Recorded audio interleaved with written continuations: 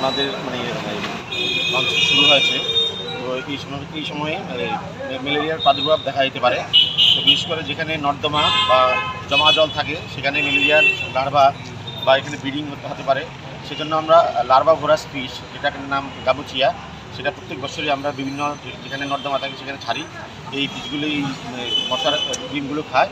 তো সেই কারণে যাতে ম্যালেরিয়া প্রিভেন্ট করা যায়, ম্যালেরিয়ার প্রাদুর্ভাব না হয়, সেই কারণে এটা একটা প্রিভেন্টিভ মেজার্স।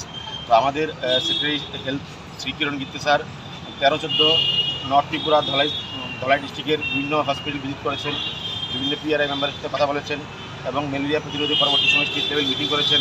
এবং আজকে সমস্ত ডিএমএন কালেক্টর এবং বিডিওদের সাথে স্যার বিসি করবেন, বিসি করে বিভিন্ন প্রিভেন্টিভ স্টেপ নেওয়া, যাতে করে রাজ্যে ম্যালেরিয়ার কোনো প্রাদুর্ভাব না দেখা দেয় এবং মানুষ যাতে সুরক্ষিত থাকে, তার জন্য এই পদক্ষেপ। আমাদের আহ্বানে সারা দিয়ে আমাদের মেয়র স্যার এখানে এসেছেন, উনি নিজের হাতে এই লার্ভিভোরাস ফিশ এখানে ছেড়েছেন, যাতে করে মশার ব্রিডিংটা না হয়।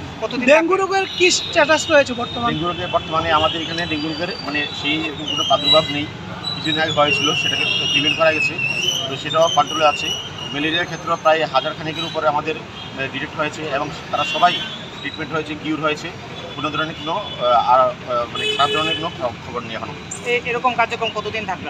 এরকম কার্যক্রম আমাদের প্রায় সপ্তাহখানেক ধরে চলবে পুরো মিউনিসিপ্যাল কর্পোরেশন এরিয়াতে। এছাড়া স্প্রে হবে। তাছাড়া বিভিন্ন জায়গাতে আমরা উইকলি অভিযান চালাচ্ছি। বিভিন্ন রাবার বাগান, গ্রামাঞ্চলগুলিতে রাবার বাগান যেখানে আছে, সেখান থেকে ল্যাটেস্ট সংগ্রহের যে পটগুলি থাকে সেগুলিতে জল জমা থাকে এবং সেগুলিতে মশার একটা আদর্শ স্থান থাকে মশার ব্রিডিংয়ে। তো সেগুলোর জন্য পঞ্চায়েতকে সঙ্গে নিয়ে এই অভিযান চালানো হচ্ছে। সেজন্য আজকে বিডিওদের সাথে এবং ডিএম স্যারদের সাথে